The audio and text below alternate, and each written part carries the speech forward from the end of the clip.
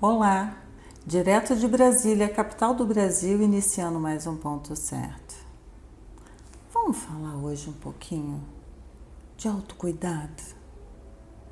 Você, mulher que está me assistindo, está conseguindo cuidar das suas dores?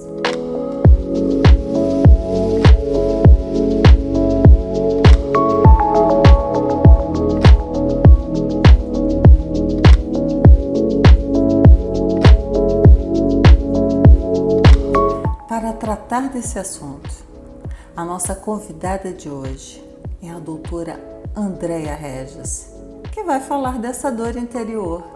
Doutora Andréia, seja bem-vinda ao Ponto Certo e muito obrigada por aceitar o nosso convite. Obrigada pelo convite, Érica. É um prazer estar aqui. Vamos falar desse autocuidado depois que a mulher ali sofreu uma violência psicológica, uma violência física, um relacionamento tóxico, né? Ficou agora até assim em voga, né? As pessoas antes sofriam anos e anos em silêncio e agora ficou em voga. Esses relacionamentos tóxicos. Vamos falar desse cuidado? Vamos sim. Então, hoje em dia já está mais tranquilo, as mulheres já falam mais das suas dores.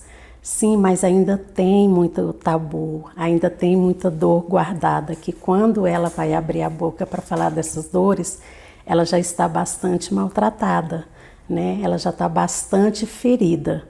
Então, muitas vezes de um relacionamento abusivo, muitas vezes da própria cultura machista ou de dentro da família mesmo, que não tem uma visão, né, que tem um abuso ali ou que tem uma violência dessa mulher, mas hoje já tem um acesso maior, né? Essa mulher já tem uma fala já disponível ou significativa, na qual tem um ouvido, né? Alguém para ouvir e dar um significado para essa dor dela, né? Para ressignificar essa dor. É muito assim, a gente fala de relacionamento, mas não é só o relacionamento afetivo, né? Entre um homem e uma mulher, ou entre dois homens, duas mulheres, enfim, trisal, quadrisal, quer que seja, né?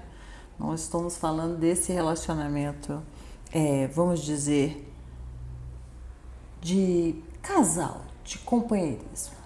Os relacionamentos também interpessoais, com amizades, no trabalho, com a própria família, né? Muitas vezes essa mulher fica ali meio sendo podada ou por vergonha de estar passando por um momento difícil, ficar em silêncio. A senhora atende muitas mulheres com essas características? Sim, tem muitos atendimentos, sim, com essas características.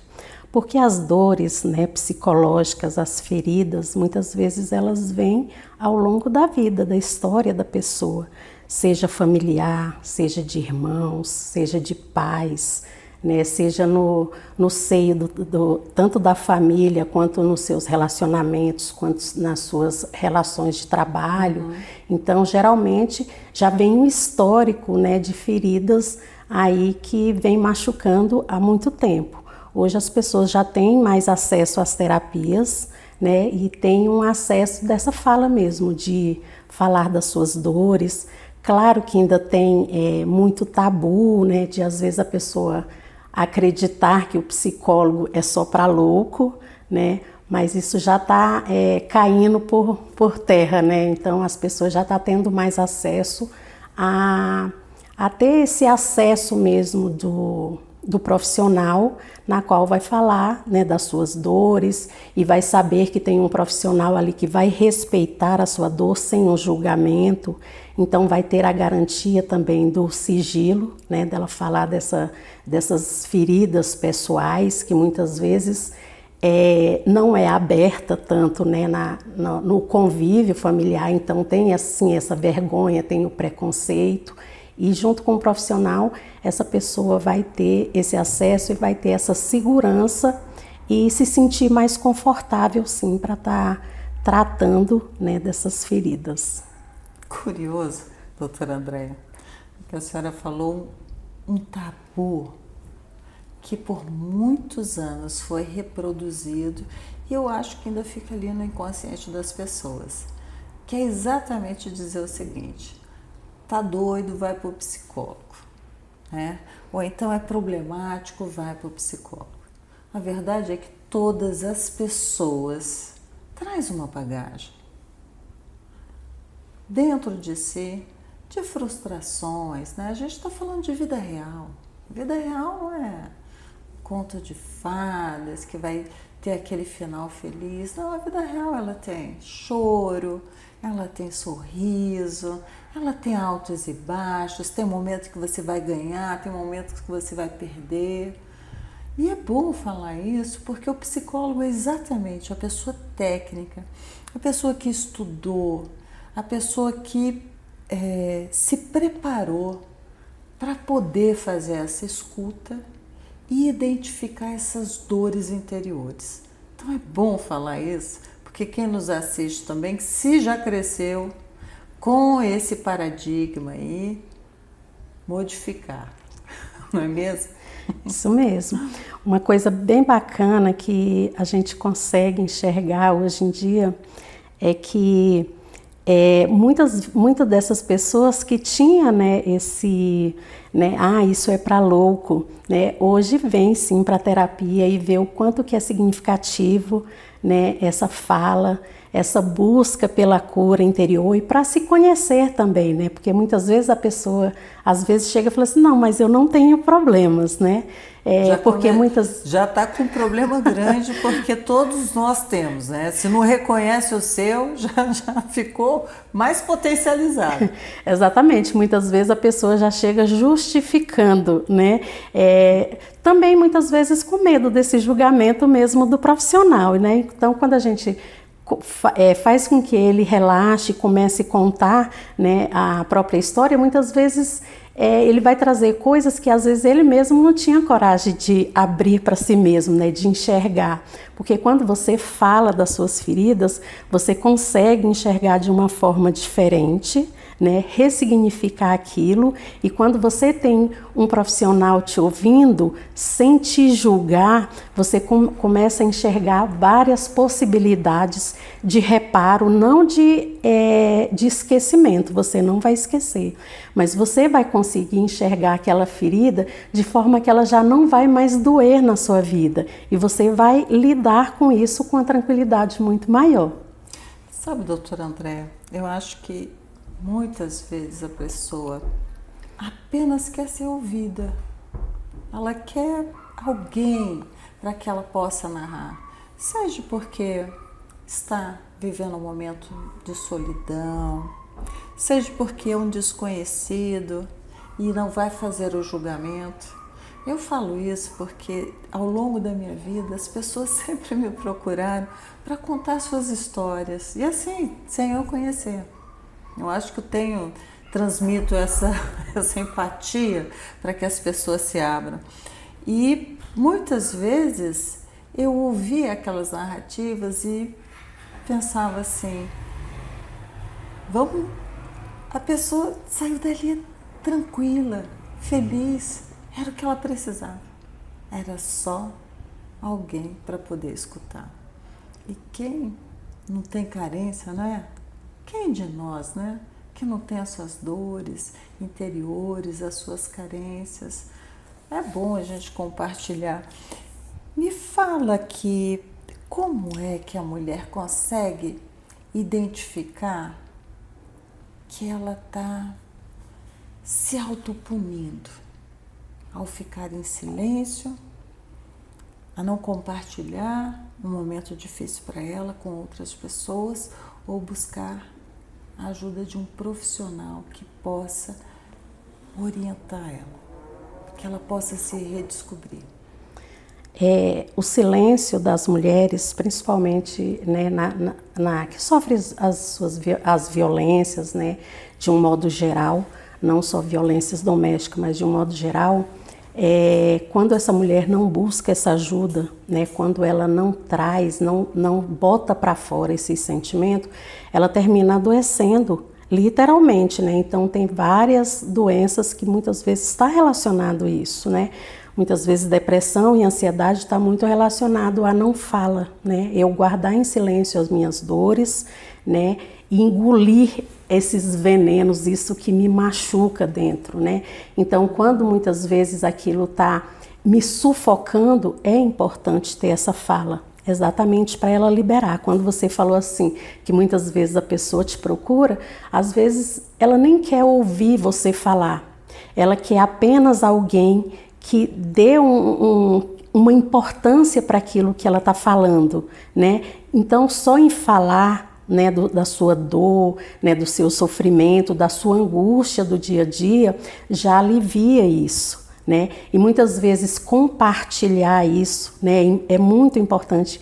As redes, né, de relações, né, as amizades, né, verdadeiras, porque esse compartilhamento também, né, das suas feridas, das suas dores, né, das suas lutas diárias, compartilhando isso também vai ajudar significativamente essas pessoas também, né, elas se libertar, aprender a lidar de uma forma mais natural e mais tranquila, porque elas vão começar a ver que elas têm esse problema, elas têm essas dores, mas outras pessoas também têm essas dores também. Por esse momento difícil, né? Exatamente. Pois é, chegou um determinado ponto na minha vida que eu pensava assim, acho que eu fiz o curso errado, eu deveria ter feito assistência social.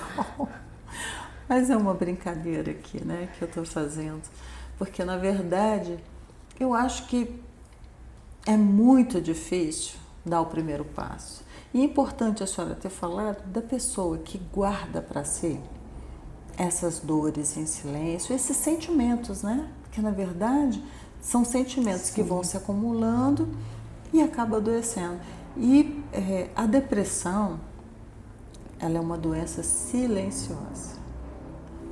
Às vezes, as pessoas pintam, né, que a depressão é só tá triste, tá para baixo, e não é. Eu, assim, embora eu não seja da área de saúde, mas já trabalhei e estudei muito para trabalhar com processos que eram relacionados a isso. E aí você vai vendo que tem vários sintomas. A pessoa está ali conversando, sorrindo e suicida. Né? A gente não sabe quais as dores que ela carregou ali. Agora, doutora Andréia, a senhora está participando aqui também de um projeto, né? Não só um projeto, a gente conversou um pouquinho antes da entrevista e você me falou que você atua em vários projetos, né, sociais, exatamente trabalhando com a psique desse pessoal aí, com sentimentos. Fala um pouquinho desse seu trabalho. Então, eu trabalho em duas ONGs, né, que trabalham com esse apoio de mulheres que sofrem violência doméstica, e também sou a psicóloga de apoio do Projeto Flutua, também, que na semana passada eu entrevistei aqui a Bia, Exatamente. Que é um projeto belíssimo, e ela deu aqui todas as dicas para as mulheres que desejam fazer poli em Brasília. Exatamente. É um projeto dedicado a mulheres que sofrem violência, né? E é um projeto mesmo de apoio. Então, no primeiro momento, o que a gente traz é uma roda de conversa na qual a gente deixa essas mulheres à vontade para estar falando dos seus sentimentos. Na maioria das vezes a gente cria uma dinâmica para elas fluírem com tranquilidade, que tenham essa liberdade de compartilhar, também fica à vontade. Algumas não querem falar dos seus, né, das suas feridas, porque nem todo mundo, né, tá no momento de falar das suas dores, né? E é respeitado também esse momento delas, né? Mas a maioria compartilha sim, né, as suas dores, ressignificam isso, e depois a gente vê o quanto que isso foi significativo para elas, apesar de todas se afetarem, né? Porque a dor de uma afeta todas, né? Mas o importante é você colocar realmente para fora essas suas dores, né? Compartilhar mesmo. E é importante que a mulher possa ter esse caminho, porque principalmente quando passa por um processo de violência, né? Eu acho que a violência doméstica, eu vou falar da minha experiência como advogada e ter trabalhado durante 9 anos só com essas atuações, né? Defendendo essas mulheres.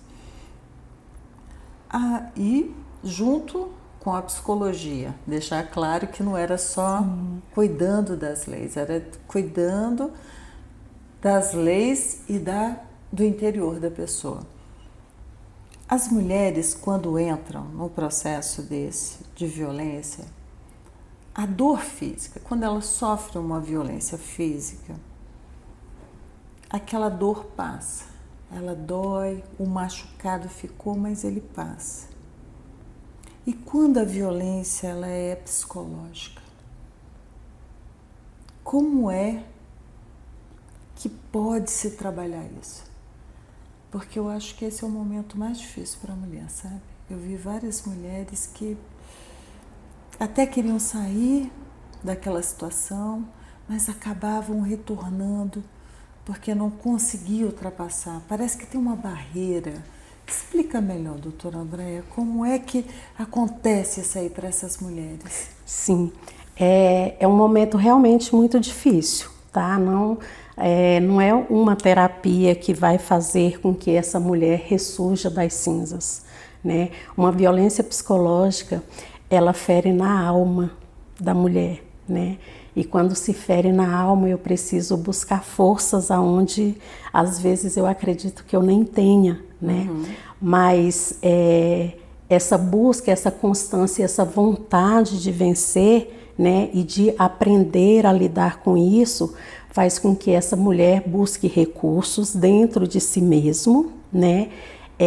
Ressignificando essa ferida. Não significa que vai sarar ou eu vou esquecer aquilo, mas eu preciso me empoderar, eu preciso saber que eu sou capaz, que eu tenho vontade. Claro que tem que ter apoio, né? Tem que ter uma rede de apoio para essas mulheres, para buscar e se curar, né? E se tratar, porque muitas vezes não tem uma cura, né? Muitas vezes eu vou fazer o meu tratamento, vou aprender a lidar com essa dor, mas vai ficar ali a cicatriz. Muitas vezes ela vai criar ali uma camada, né?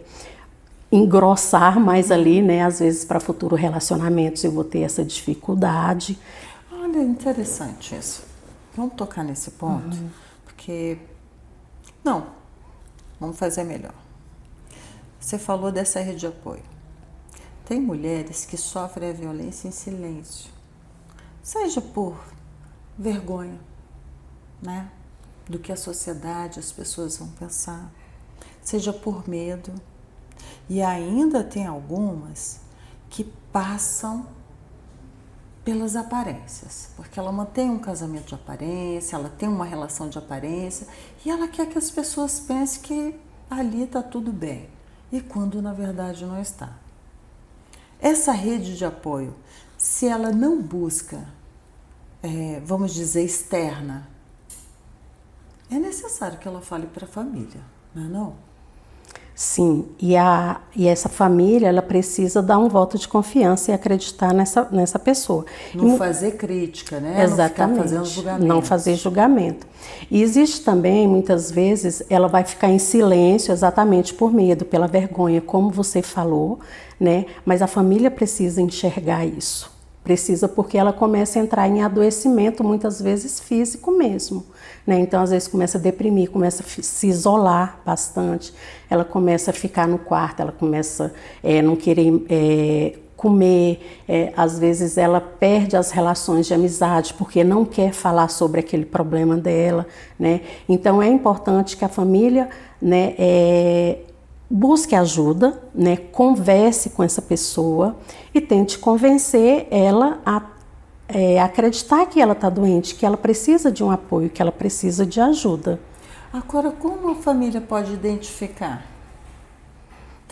Tem, assim, quem está sofrendo essa violência psicológica ou física, assim, ela vai dando sinais? Sim, sim, vai dando sinais. Na maioria das vezes, quando é violência doméstica, muitas vezes a mulher começa a se isolar, ficar mais distante dos familiares, às vezes não quer ou não ir na casa dos parentes, ou não quer receber visita, termina muitas vezes demonstrando alguma tristeza, né? Fica mais reclusa mesmo. Então, na maioria das vezes, existe esse isolamento social.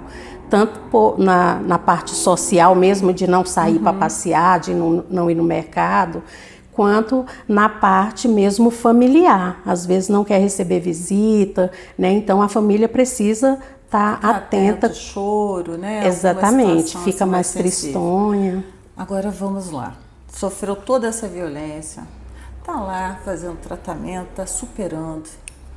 Como voltar a se relacionar com outro homem? Então, a primeira coisa que a gente fala é o empoderamento feminino. O Eu tô falando homem, pode ser mulher, pode ser claro, quem o seu quiser, relacionamento. Tá? Pode ser com quem quiser. A gente fala que o empoderamento, que hoje, muitas vezes, essa mulher que está nesse ciclo de violência, ela não sabe o que é empoderamento. Então, quando ela tem essa voz, né, às vezes ela fala assim, mas o que é empoderamento? Eu sempre falo, assim, só de você, né, participar falando da sua dor, isso já é empoderamento. Já é uma liberdade de expressão de você estar falando, olha, aqui está doendo em mim. Alguém vê que isso aqui está doendo, me ajuda, né? Então, esse empoderamento é realmente se reerguer, ter essa vontade, né, de se cuidar. E uma coisa muito importante é se perdoar, tá? Porque o se perdoar é você saber que naquela hora que você foi ferida, não foi culpa sua. Tá? Então, muitas vezes, às vezes as pessoas ficam com vergonha de falar, porque muitas vezes ela se coloca como culpada naquela relação abusiva, né? Então, ela precisa se perdoar, ela precisa ver o quanto que ela é significativa, o quanto que ela é especial, o quanto que ela merece ser respeitada e amada, né? Então, quando a mulher começa a enxergar isso nela, ela começa a se perdoar e ela começa a exigir mais, né? Fala assim, eu mereço uma coisa melhor, eu mereço respeito, eu sou bonita, eu posso, eu sou importante, eu tenho capacidades, eu tenho 1000 possibilidades de ser uma pessoa melhor. Então ela começa a se enxergar de uma forma diferente. Doutora Andréia, ponto certo, chegando ao final. Mas olha, muito obrigada. Eu acho que quem nos assiste agora ficou com mais informação e mais esclarecida, né? E quem sabe até com coragem, se estiver passando por um momento difícil desse, de buscar a ajuda de um profissional. E, como a senhora falou, né?